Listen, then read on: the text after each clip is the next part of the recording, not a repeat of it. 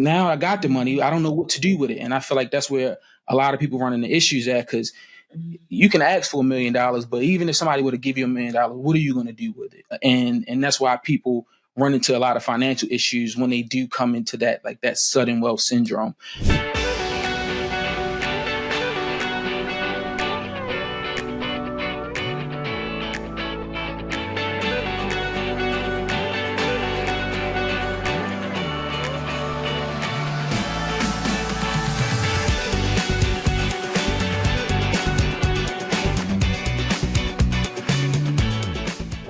All right, welcome to the Nurse Boss Shift. It's your girl, Dr. Kiiyonna Jones.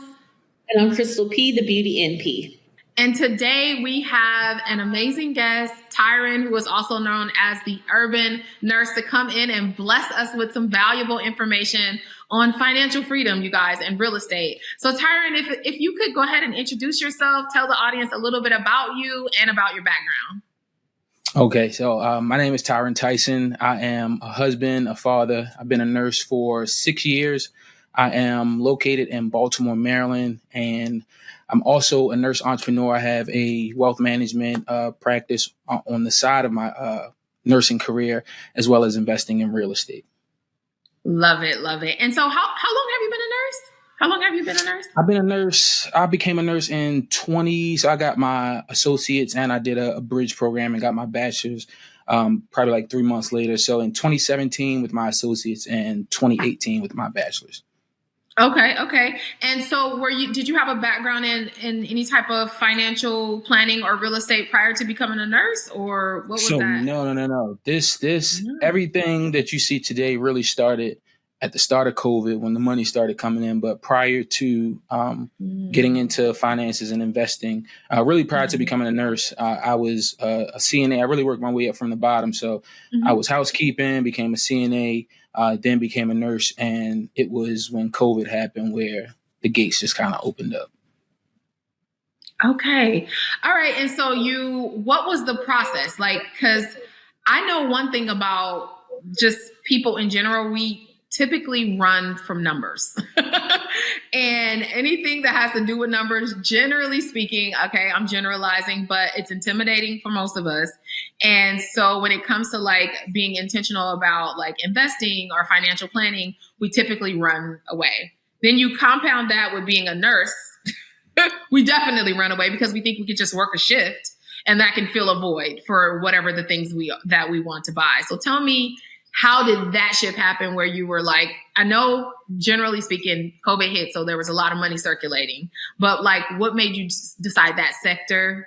How did you go about that? So just like even as a kid growing up, I was always that hustler. Like I'm in the neighborhood going door to door, knocking, trying to shovel snow or rake leaves. So I've always been money focused. I was raised by a single mother. So me being the man of the house, I didn't want to ask her for anything. So that's really always been like my internal motivation.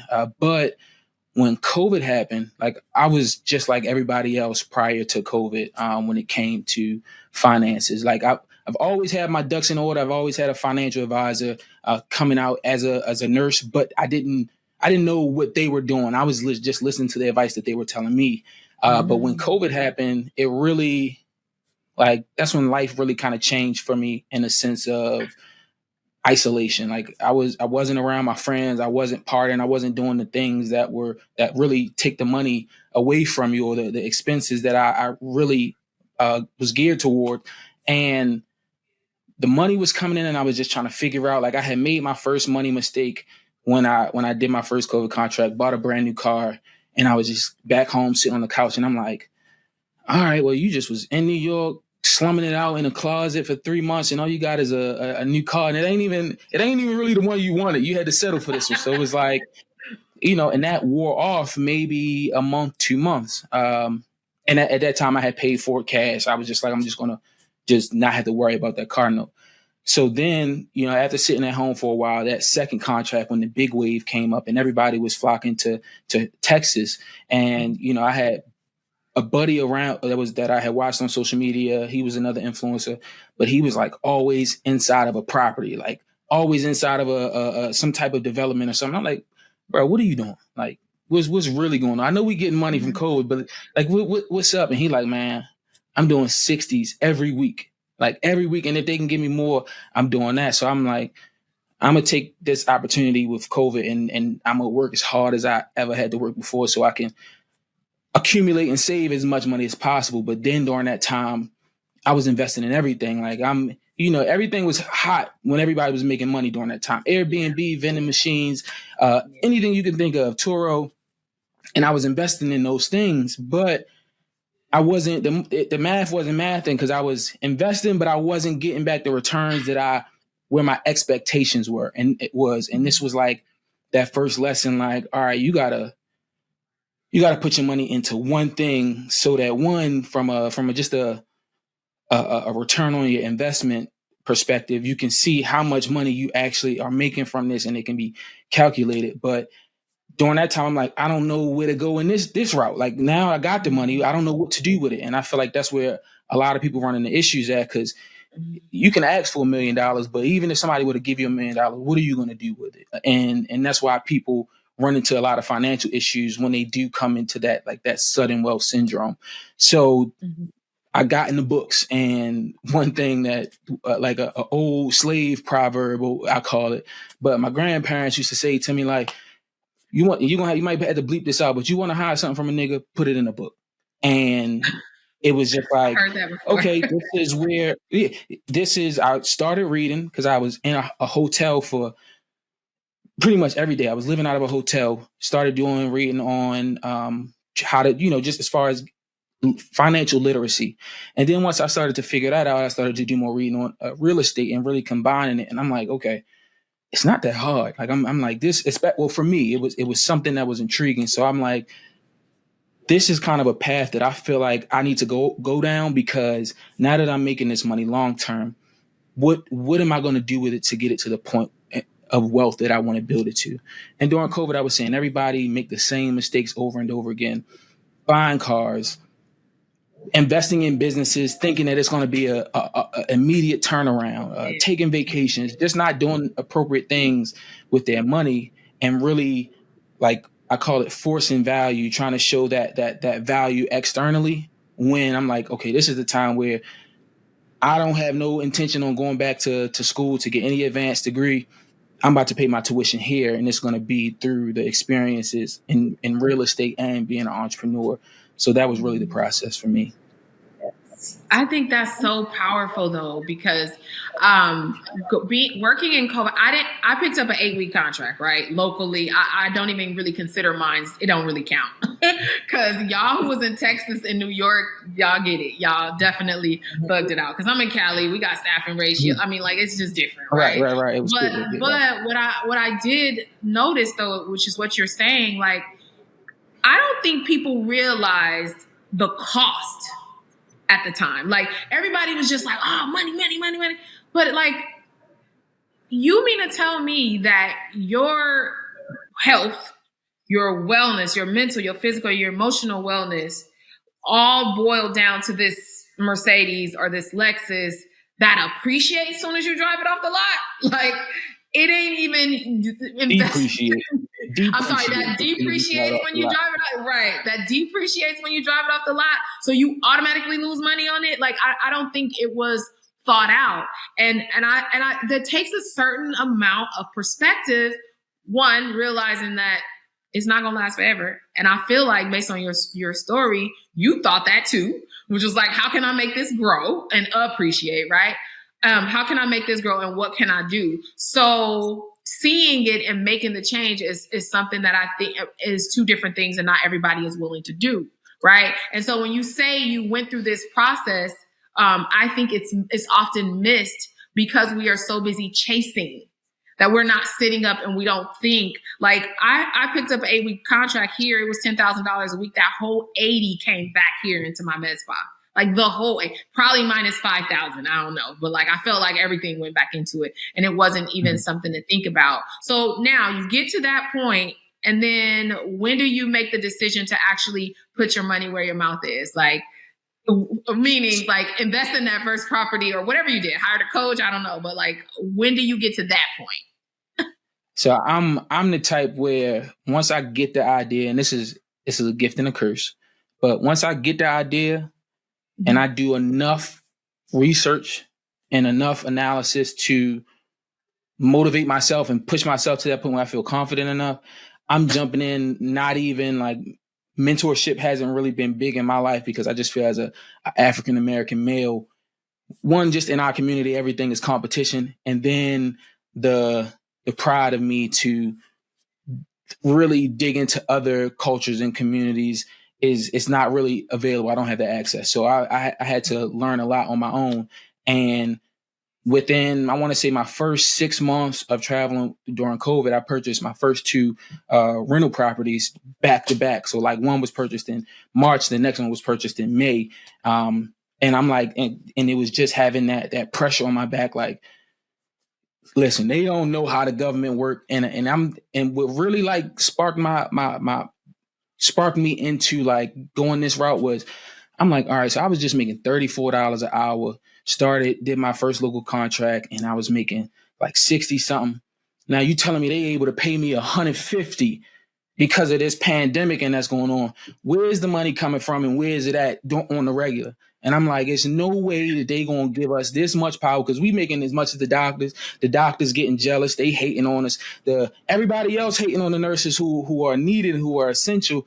I know they're not going to be kicking this money out for long. So I'm like, I'm throwing all my eggs in one basket and I'm doubling down right now, which created that urgency because I knew that it just couldn't last forever.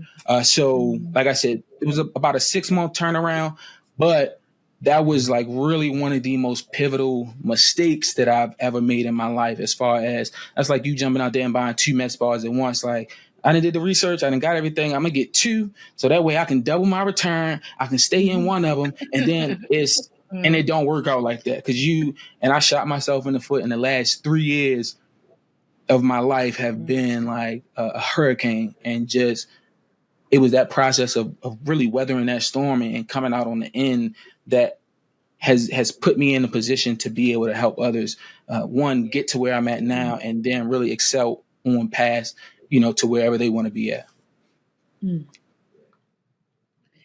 Yeah. Now, was it difficulty in managing those properties, or were those properties that you had to flip, so you had to put more money into renovating them, or what ended up being your biggest hurdle that you learned that you had to overcome?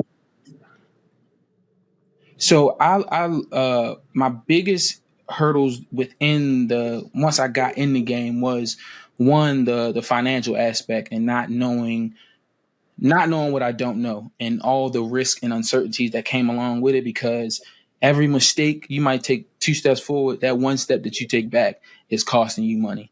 And like I say, it got to a point where this was a 2-year process from purchase to now, getting them up to a point where they're refinanced and I fully own them, because the route I took was a specialized investing strategy called the Burr method, which was very popular when interest rates were low. But, I had lenders on my back, like, they need their money every month. And then after a year's term, the loan then pretty much restarted, but with a higher interest rate now. So now I'm paying, 13% on 240 versus 120. So, and just having that pressure and my contract rates dropping at the same time, it was just like, I got big boy problems, but I ain't got the big boy money no more. So it wasn't really the managing it. It was affording the obstacles that came along after the acquisition and the purchase of the property. And because that was extended out over a longer period of time, I'm thinking a 3-month, maybe 6-month turnaround at max. And it ended up being a year and a half trying to renovate 2 properties, one being a multifamily and the other being a single family. And then what people don't think about with it's phases when it comes to real estate investing. So you have your acquisition phase, you have your stabilization phase, where it's getting it up and going, getting renovations going, getting tenants in there, getting it rented out. Yeah. And then once you actually have it rented out and occupancy is at 100%, now we go on to the normal operations phase, where it's just, paying the mortgage and rent collection and the things that comes along with running a business day to day. And then it's that last phase if you do decide to sell at some point in disposition. So I was just worried about the acquisition and not really worried about the stabilization of the property, because now I still have 2 properties, but one is 50%, has a 50% vacancy, and the other one has only one source of rental income because it's a single family. So I want to say that was really my biggest challenge, is kind of weathering that storm. As the money was dropping, I had to then work harder. And I'm one of those people where it's like this was one of the biggest lessons when it came to like investing in myself and being an entrepreneur, business owner. Like I was constantly feeling like I was in the red. Like everything, any money that I came in was going back out, getting reinvested. And when you in it, it don't feel like you investing to get to this point. Now it just feel like you just coughing up money. You just taking a loss, and it affects you mentally. And it was getting to the point of not looking at money as like looking at money as a resource versus looking at it as like, this is mine, this is my soul. A tool, all right, a tool, and looking at it really as a tool and the resource that it is just a piece of paper. So understanding money gonna come, money gonna go, but what you're investing in is really that long term growth of the money. And then at that time, I really didn't know like I was paying that tuition for the experience that I was gaining, because that's the biggest cost of doing business, especially when starting off as a nurse entrepreneur, is that debt of not knowing what you don't know and having to pay for that. So. Oh my, okay. So I must say this is true for any entrepreneur. Like hearing you just reminds me of my business. It's like, where you just, you looking up jobs online. Like like this is way harder than I thought. And I'm just going to go to work and I don't have to worry about all of this. So my question to you, Tyrin, is why didn't you quit? What made you not throw? Because I know you thought about it. Don't tell me you did. You're an entrepreneur. You so many times. So why didn't you quit? So yes, definitely thought several times. I mean, I even put both of the properties back up on the market to just try to cut my losses while walk away with something. But I didn't quit because the people who I did come around and share my experience with told me like, yo, this will come along with the game. Like, this is the game. You're going to either play it or you're going to run away from it. And then you're going to be looking back and regret because you didn't finish it, because you didn't get to this point. And so I'm like, if they can do it, I know I can do it, because I just had that confidence within myself. Like, I am who I am, and they're not about to be able to talk me out of this, or I'm not about to run away from it. But I also, in the back of my mind, like, what do I have to fall back on? And my plan B is nursing. And I'd be damned if I got to ride this life wave out being a nurse. Cause I'm like, I can't do it. So it's like, it's like you either sink or swim. And when I just think of that plan B, I just think of myself. And I have ER ICU experience. I'm currently a vascular access nurse, but when I think of nursing, I just think of that nursing home, that nursing home environment, and being there for the rest of my life and having to deal with everything nursing is. It's no quitting. I can't. It's nothing else. I'm gonna have to do a complete career change if that's the case. Yeah. Mm-hmm. Yeah. Mm-hmm. And I think that's why community is so important, especially me with my business, and just having those people you can lean on when times get tough, to tell you that they've been through that. This is part of the game, like you said, and it kind of gives you that mindset shift that you need in that moment to kind of turn around and talk yourself back up again. So that's why I think along with coaching, and I do think business coaching is so important, but I am, so I don't even know the word, just in awe of those who just do it on their own, do it from nothing, and just, like you said, read some books and say, I'm going to put my foot out there. And then you do pay that tuition, but also community, aside from business coaching, community in the area that you're trying to break into is so important, because you need somebody when times get rough. Because otherwise, like you said, you're putting the houses back up on the market. You're just trying to run away as fast as you can. But community is so important. in entrepreneurship. Yeah. And I think people don't realize what's the alternative. Like, really, nurses, and like, do you really think you can do this forever until you're 65? Like, for real. It's like, this is a temporary solution, but you got to leverage it, because especially in this climate, and I'm sure 50 years ago is probably the same thing, but we didn't realize it. But now we want to live a little too. Like, we don't want to just work until we're 65 and retire. So I think people don't realize, like, what is the end? Where do you get to the point where you're like, okay, I'm going to do this for X amount of time, and then there's going to be an exit. Like, I'm going to have to go to per diem or like whatever. I don't think people thinking about that, but your body, you have no choice, because your body is going to let you know it's time. And if you have not prepared, and Agnes, if you have not invested anything, you are going to pay a hefty, hefty cost. And I think, for me, I'm not telling everybody to leave the bedside, but I am saying get something on the side. Like, put yourself in a position where you have the capacity to make a decision that fits you and your life. That's all I want. I want the decision to be able to have the power to say, I'm out, I'm taking some time, whatever, and not worry about money so much, right? And I think that's what people miss. Now, you just painted a picture like there is no way. So do you have an exit? Like, do you know, like, by the time I'm in 5 years and 10 years, or what is your plan for like leveraging the real estate, your real estate investments to make transitions in your life? Or do you have that already planned out? Yeah, so I got it mapped out, and it's really just been a ongoing modification as life happens and as I learn. But initially, my plan was to create a rental real estate portfolio that would generate me enough cash flow to replace my monthly nursing income.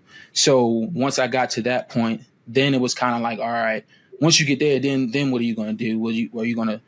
You're still going to have to, like, I kind of got to always work. I'm not going to really retire or take my hands off the wheel until I can't do it anymore, because you got billionaires out there that still working till this day, and they work harder than some of the poorest people in the world. Yeah. But so it's like, I was thinking, what I'm always, and this is another gift and a curse, but as an entrepreneur, it's always like, what's next?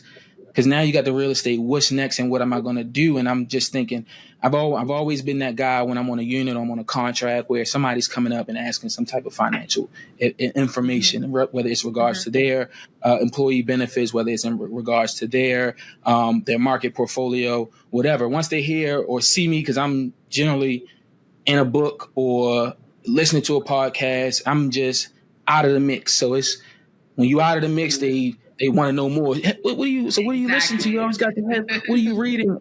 And once they figure that out, it just spreads like wildfire. So I just know that everybody doesn't have, whether even if you do, get into entrepreneurship or you decide to continue to be a nurse or get an extra job, it's like, I realize at the foundation of it, people do not know how to manage money because it is a skill.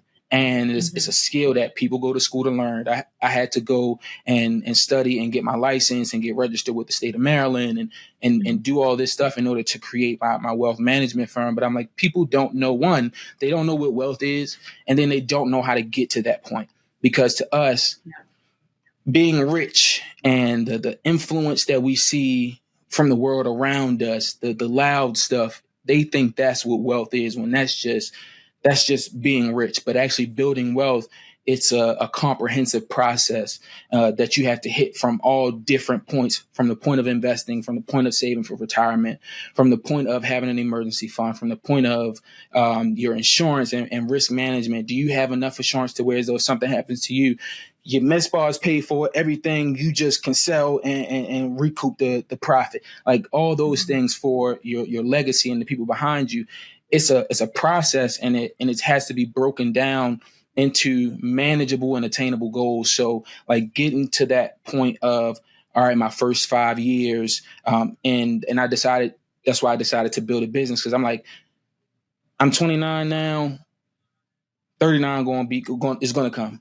Whether, life is long, but it's going to happen, willing that I stay healthy, but time is going to happen and life is going to go on. So I'm like, I would rather take this 5 years right now, struggle, suffer, invest everything that I have to into a business versus putting everything into my real estate portfolio, so that then the money that I make from my business can then get funneled back into my real estate portfolio, and really creating that system, because I realize real estate is going to take a while. It's going to take a long time, and it's not a quick thing. People think like you buy a property and then you just get all the rent. Like I may be making. That's what they say. That's what they say. That's what everybody say on Instagram, and that's what I hate. That's what I hate. It literally drives me crazy and put me on this path and mission, because that's what I fell for. I'm like, oh, extra $1,000 a month, cool. But it's really, I'm really maybe only making $200, $250 per unit, So that's after everything is taken care of. So really figuring out, okay, how can I have something that generates me cash flow right now, and then something that's that long-term appreciation and really wealth building, because 30 years, properties will be paid for. It'll be functioning and running itself, and it'll be a larger portfolio, to where as though I'll have money coming in to fund my lifestyle, but then I also have money coming in to support the expenses that me and my wife have in retirement when we're not able to work anymore. Yeah. And shout out to being 29 and being this like in touch with financial, because let me tell you, I must have been about 38 before I even thought that far ahead. So shout out to you, Tyrin.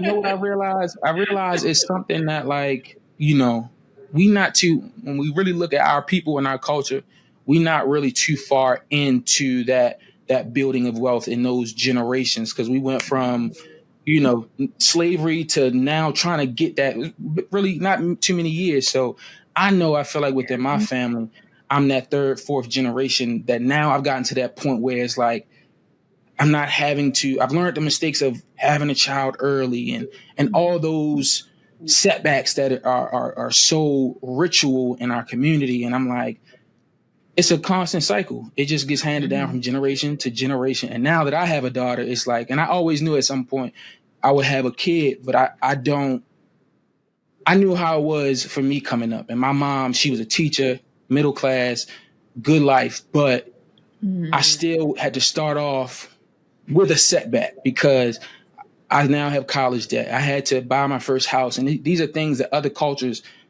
have already taken care of of generations past. So it was just like, what am I doing all this for? I really want to be able to leave something for my daughter, so that she really has it easier, because she doesn't have to start off in the red or having to start off helping the people behind her, and she can just go full steam ahead herself.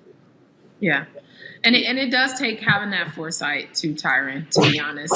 And I know it may seem like it just come easy to you, but that's not something that takes a lot of thought, right? Just even your whole process from when you were on a travel assignment, thinking ahead, like, where's this money coming from? I know it's not going to last for long. I got to figure out how to reinvest it. Like, those are life principles that 40-year-olds don't even think about. I'm gonna tell you the truth. And so it's funny that you mentioned, and this is just kind of a side note about, the fact that how many generations we are as Black Americans in the US from slavery, because I feel like that about business owners. So for me, it's like, I am so forgiving until I can't forgive anymore, but I'm so forgiving of small business owners, especially business owners of color, because I know we didn't get alley-oop. We started at negative 2030. We didn't start at even zero, right? And so, but that takes a lot of thought. So I just want to, seriously, that's dope that you have that mindset. And to me, I feel like that'll translate definitely into you being able to mentor and help others, because like you said, your tuition, I call it my L's, and my L's are lessons. And that's exactly how I look at it. And Christal too. Christal is also a coach, and that's how we look at our businesses. It's like, okay, great. We have this med spa, yes, but like, how can I help people get into this industry? How can I make it so that I am customizing this to my market, right? My market is nurses, and giving them access to what I didn't have. Like, I paid a lot, and I mean a lot in blood, sweat, and tears, but also a lot in financial investments to get to where I am. So how can I help people? And so I feel like that really is a true indication, and that will definitely translate into you helping others, right? Coming from exactly where you come from, which is segueing me into the next thing. So tell us about what you have to offer. And I know it's not exclusively for nurses, you guys. Tyrin made that clear at the beginning. But it is for people who want to be financially better off, right? And so please tell us a little bit about your program and, who it's for. Okay. So I'm a licensed financial advisor, but the word financial advisor is so broad. But more specifically, I'm a financial planner. And what I did was created an independently licensed wealth management firm registered with the state of Maryland. So not associated with any banks, any insurance companies. Like I'm an independent artist right now and really building my own business up from the ground up. So I'm just like a Fidelity, a Schwab, they the Beyoncés and the Drakes, and I'm you're SoundCloud no limit artist. from the beginning. No, I'm you're no limit from the beginning. Yeah, I'm in the beginning. Yeah. So I now, got you. one of the biggest issues when I started, I was trying to really figure out, okay, how can I? Because one of my biggest pet peeves is the people that are selling their wins on social media, especially within the healthcare space. Because even whether somebody joins your mentorship program, they still got to go through that process on their own. And they can't call you every time they in the fire because it gets to a point where they got to fly the coop on their own. So realizing that, same with real estate, once you get in it, the things that people sell you on social media and how easy they say, you can't look to the right or left and say, hey, you ain't tell me about this. Like, you didn't say this was a possibility to have, and you said the money was going to start flowing in. And people get kind of left with, holding the bag, and that's what can really turn people away. So me, during my real estate process, if I didn't have the financial foundation that I created subconsciously, unknowingly, during my first couple years as a nurse, I would have lost everything, and I would have been out.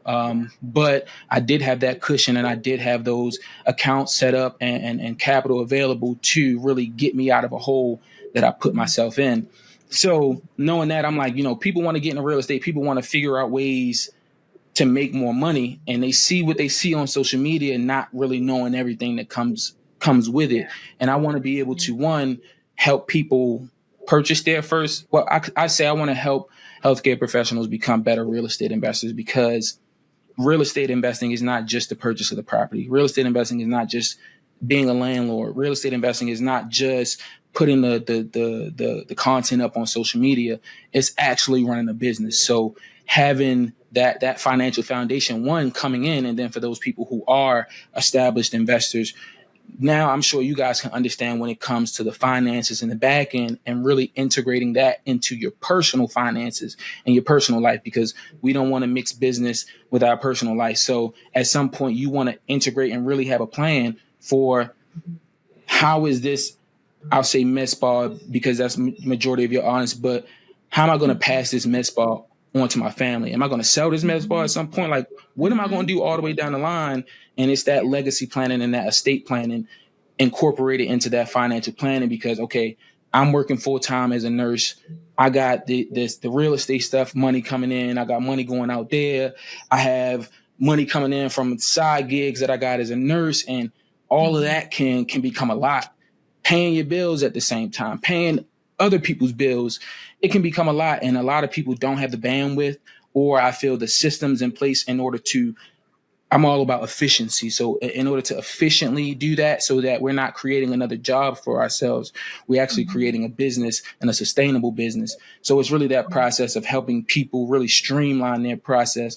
One, whether they're an aspiring investor from the beginning, or if they're an established investor, and really helping them, because everything is about scaling. You want to have multiple mess balls, you want to have multiple properties, but in order to scale, you have to have a solid system in place in order to effectively do that.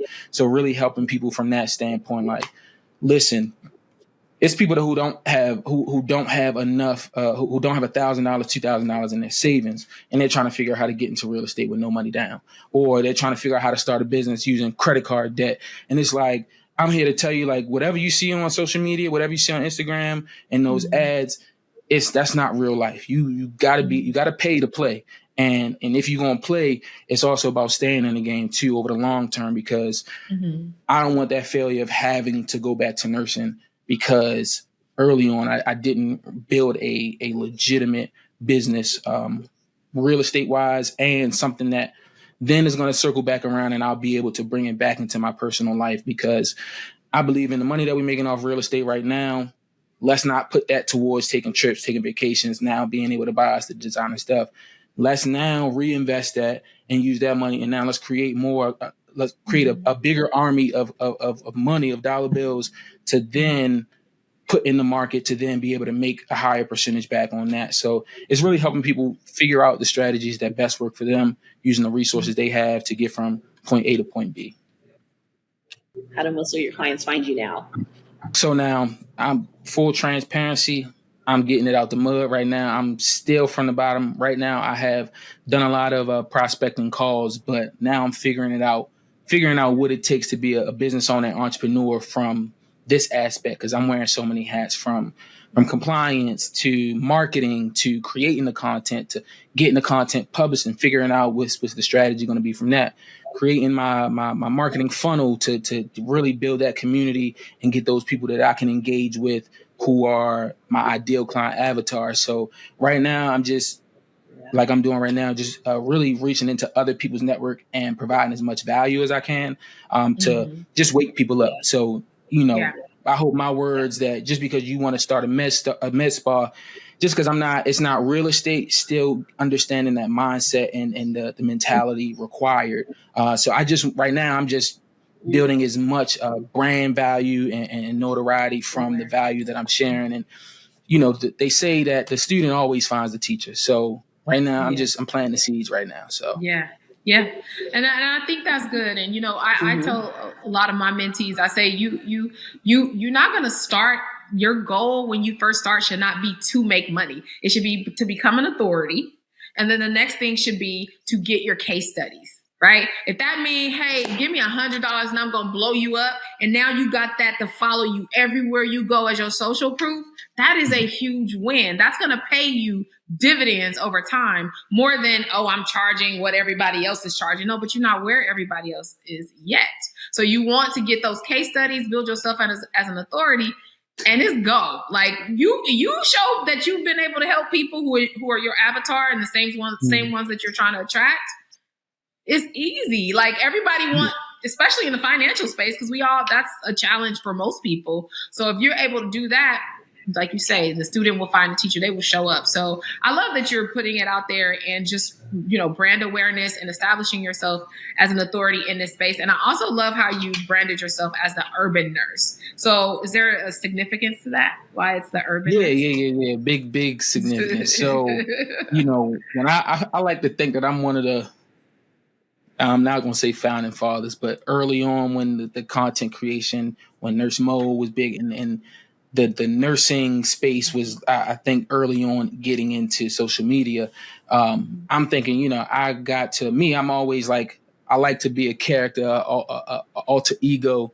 How Beyonce got Sasha Fierce. So I was trying to find something like that, because I know, I'm about to walk into these environments and they don't know who I am. They don't know pretty much about me, but all they're going to see is the color of my skin and whatever is associated with that. So I didn't really see too many black male nurses. And then when I say black male nurses, I didn't see too many alpha male from the streets. Like, what I'm saying? It can fit into any crowd and not just of one subsect, if you kind of get what I'm saying. Yes. So I'm like, I wanted to brand myself and use that as something to bring other brothers like myself. Because early on in nurse, I'm thinking like, there's money out here to be made. It's not too many of us.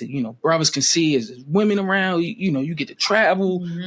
Come get this money. And I'm, I wanted to be the urban nurse. But I also realized, like, anytime somebody's referencing my community and where I come from, and a lot of the hospitals, especially the big learning facilities, the level ones, are in the dead center of what they call urban environments. But it's the hood, it's the city, and the urban nurse, that's me. It's just kind of how it came together. So, but that then transitioned to me getting into nursing, learning that it's not peaches and cream and it's not a place for you. and then it just became my narrative as far as, speaking about nursing from a raw, honest, and uncut perspective, from the perspective of a Black male. Yeah.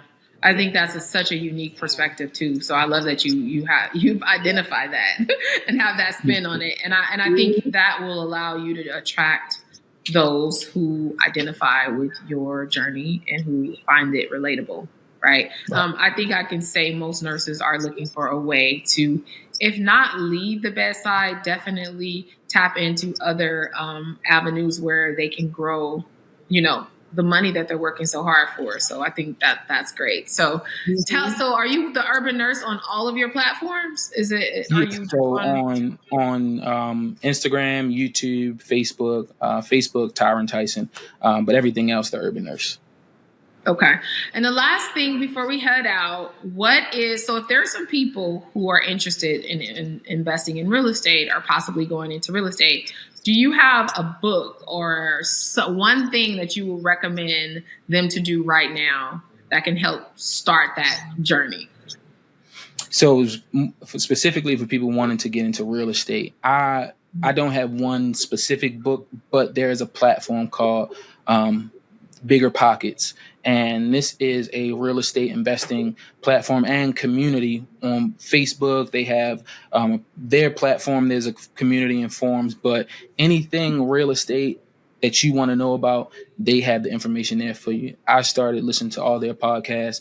I bought all of their books, read them front to back, and also joined the community, got a pro membership, joined the community, and just engaging via Facebook and through the forums to ask any question I had. I don't care how stupid it was, because you can post anonymously, read through old people's questions, join their lives, join their webinars, and just utilize that as a resource for anything that I needed to learn. So I would always direct people towards Bigger Pockets.